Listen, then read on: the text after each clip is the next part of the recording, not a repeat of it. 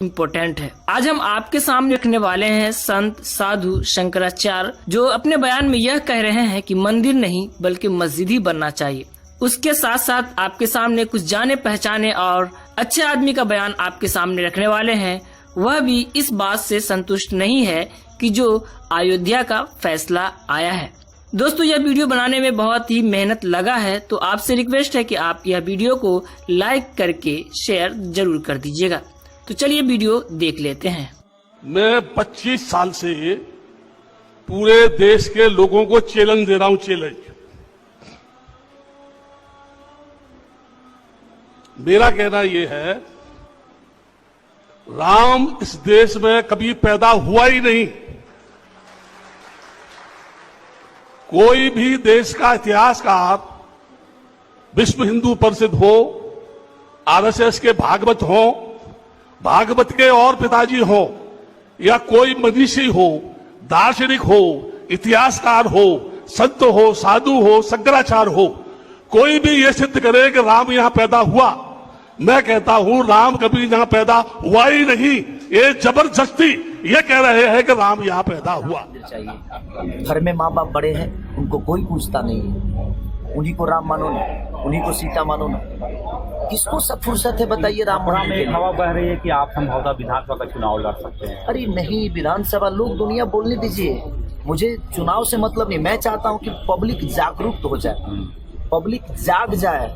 खेसारी को चुनाव लड़ने और नहीं लड़ने से मेरा रोजी रोटी ऐसा नहीं कि बंद हो जाने वाला। राम मंदिर से क्या होगा साहब?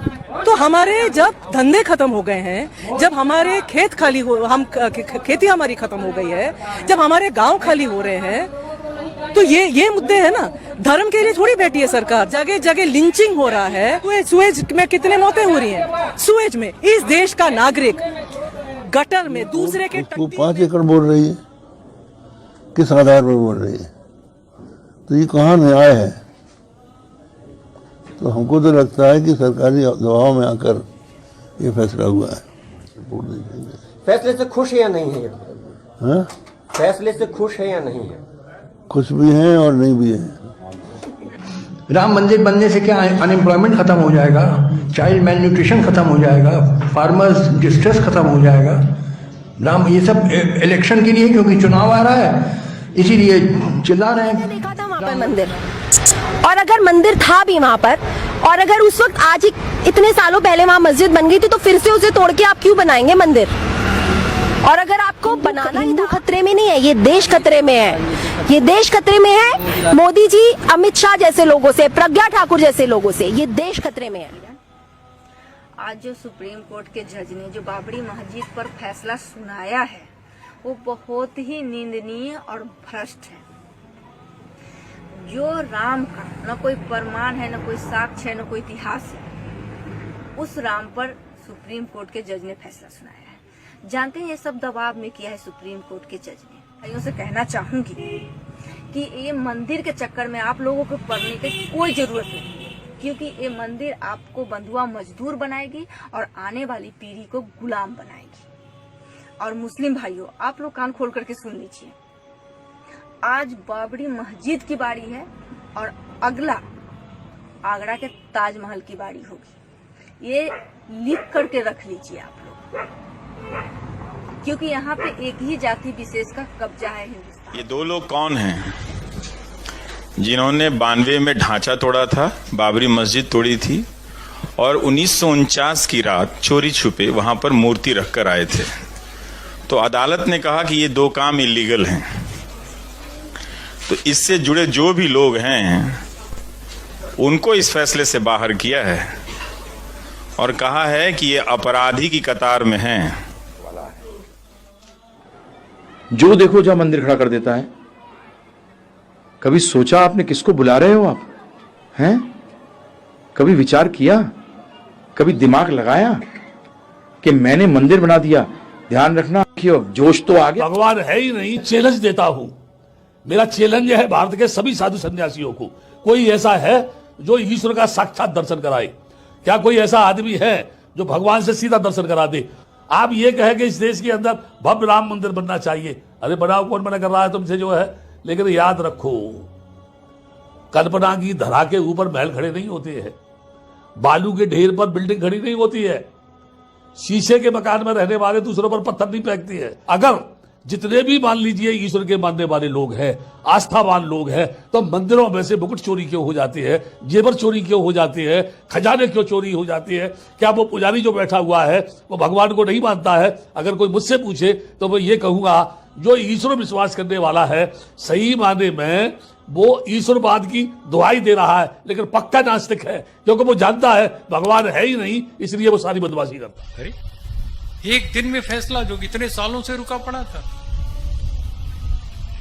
फिर भेजते हैं बूटा सिंह गृह मंत्री को, जाओ नींव रख दो, संगे बुनियाद, मंदिर बनना शुरू हो जाए, हिंदू भी खुश हो जाएंगे। अरे ये कौन सा नाटक हो गया भाई? प्रधानमंत्री का यही काम रह गया? बेरोजगारी मिटाओ, सबको बच्चों को एक जैसी पढ़ाई का इंतजाम करो, सब बीमार को एक जैसी दवाई का इंतजाम करो। तुम्हें क्या पड़ा हुआ है कि मंदिर चाहिए कि मस्जिद चाहिए? बोले नहीं नहीं नहीं, हम इसका भी कर देते हैं, सबकी वोटें बटोर लेंगे, आराम से बटोर लो, वोट बैंक बना लो। तो बूटा सिंह ने जाके संगे बुनियाद रख दी और कहा यहां से मंदिर बनेगा, इतना बढ़िया बनेगा, ये है वो है। अडवाणी जी ने रथ यात्रा निकाली, मंडल कमीशन वीपी सिंह ने लागू किया था पिछड़ों के लिए आरक्षण की बात। अडवाणी ने सोचा यार ये सारे पिछड़े तो हिंदू हैं और इसको ये ले जाएगा, मेरे पास क्या रहेगा, मैं किस पार्टी का नेता बना रहूंगा, तो कैसे इनको लाया जाए? बोले तेरे पास मंडल है वीपी सिंह, मेरे पास कमंडल है, और मैं कमंडल से देखता हूं तेरे हिंदुओं को मैं इधर ले आऊंगा तोड़ के।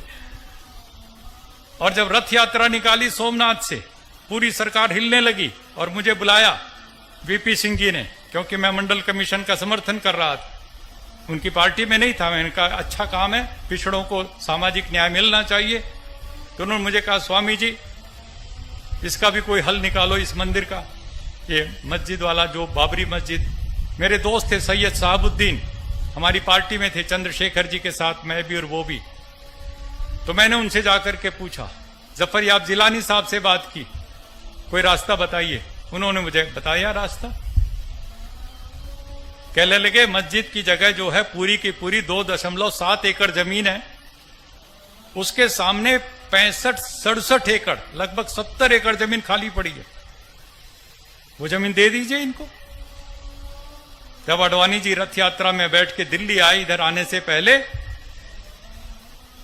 पटना के बिहार में घुसने से पहले, बिहार में घुसने से पहले तो लालू जी ने गिरफ्तार कर लिया, उससे पहले की बात मैं बता रहा हूं। जब वीपी सिंह जी आए और कहने लगे ये क्या समाधान है, तो हमने वो नक्शा खोल करके बताया उनको कि देखिए ऐसा ऐसा भव्य मंदिर बन सकता है, आप ले लीजिए जितनी जमीन चाहिए, 2.25 एकड़ को छोड़ के, और 30 एकड़ ले लीजिए, 35, 40, 50 एकड़ ले लीजिए।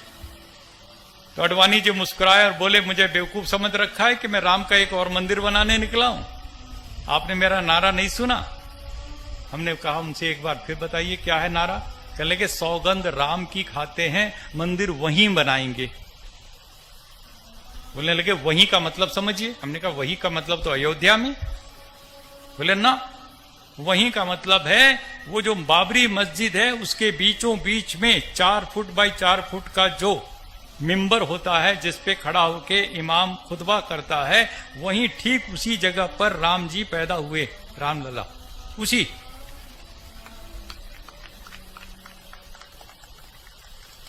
तो हमने उनसे पूछा अडवाणी जी से पूरी विनम्रता से कि महाराज जी 1528 में मीर बाकी बाबर का सिपा सलार आया था और उसके लिए कहा जाता कि राम के मंदिर को तोड़ के उसने बाबरी मस्जिद बना दी। 1528 में अडवाणी जी न आप थे, न मैं था, न कोई था, लेकिन राम का सबसे बड़ा भक्त दुनिया में तुलसीदास उसी सरयू के तट पर बैठ करके रामचरितमानस लिख रहा था, दोहावली विनय पत्रिका लिख रहा था। उसकी एक दोहा, एक चौपाई कहीं भी मुझे दिखा दो जिसमें तुलसीदास ने ये लिखा हो कि मेरे भव्य आराध्य देव राम के मंदिर को तोड़ के मस्जिद बनाई गई। कहीं नहीं, एक शब्द नहीं। तुलसीदास को नहीं दिखाई पड़ा, अडवाणी जी को दिख गया। मैं आपसे सच कहना चाहता हूं, हम लोग खूब अच्छे आराम से रह सकते हैं आपस में, प्यार से, मोहब्बत से, लेकिन सियासतदानों को ये मंजूर नहीं है। उनको राजनीति करनी है, उनको मंदिर मस्जिद की राजनीति करनी है, हिंदू मुस्लिम की चोटी दाढ़ी की ये राजनीति करनी, इसी में उनको वोट मिलते हैं, पैसा मिलता है, सब कुछ। मैं पूछता हूं, तुलसीदास को नहीं दिखाई पड़ा? गुरु गोविंद सिंह पटना साहब में पैदा हुए आपके, और उसी रास्ते से वो पंजाब गए।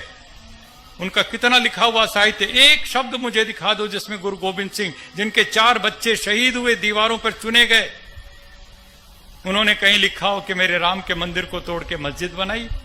शिवाजी सारी जिंदगी औरंगजेब के खिलाफ लड़ते रहे, उन्होंने कहीं नहीं लिखा कि राम के मंदिर को तोड़ के मस्जिद बनाई गई।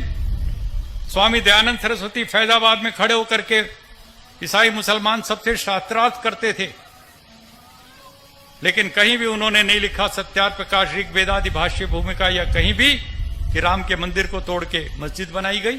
विवेकानंद, जिन्होंने शिकागो में जाकर कितना शानदार भाषण दिया, सारे हिंदू समाज को गौरवान्वित किया, उसकी विवेकानंद की 200 किताबों में एक शब्द नहीं मिलेगा कि राम के मंदिर को तोड़ के। महात्मा गांधी, मरते मरते इनकी जुबान पर हे राम निकला, महात्मा गांधी ने कहीं नहीं लिखा, न कहीं कहा इस बात को कि राम के मंदिर को तोड़ करके मस्जिद बनाई गई, किसी को नहीं दिखाई पड़ा। लेकिन जिनको सियासत करनी है उनको दिखाई ही दिखाई पड़ रहा। ये गंदी सियासत, ये सांप्रदायिकता की राजनीति यदि हम और आप मिलकर के बंद नहीं करेंगे, जो बात अभी कह रहे थे लोकेश मुनि जी, ये तो लड़ा करके अपनी गद्दी पक्की करना चाहेंगे। तुम्हें और हमें ये सावधान रहने की जरूरत है कि हम इनकी चालाकियों में नहीं आएंगे। ये लड़ाना चाहते हैं, हमें बांटना चाहते हैं, हमें तोड़ना चाहते हैं अंदर से। इनका कोई लेना देना नहीं किसी राम से या किसी से। मैंने तो योगी आदित्यनाथ जी से अभी लखनऊ की बहुत बड़ी रैली में मैंने खड़े होकर के पूछा, 50,000 की भीड़ में, मैंने कहा योगी आदित्यनाथ जी, आप तो योगी हैं और मुख्यमंत्री भी हैं, और आप कह रहे राम का मंदिर बनाना है, तो राम का मंदिर बनाने से पहले पूरे उत्तर प्रदेश में रम के मंदिर तो बंद कर दो। रम के मंदिर तो धड़ाधड़ खुलते जा रहे हो और कह रहे हो राम का मंदिर बनाएंगे। कैसे बनेगा राम का मंदिर? तो ये सारी की सारी चीजों को यदि हम और आप मिलकर के ईमानदारी से सोचेंगे, कुछ करने का जज्बा लेकर के आगे चलेंगे, और उसके लिए हमें अहद करना पड़ेगा। अगर हो सके तो अब कोई शम्मा जलाइए, अगर हो सके तो अब कोई शम्मा जलाइए, इस दौरे सियासत का अंधेरा मिटाइए। बस कीजिए आकाश में नारे उछालना, ये जंग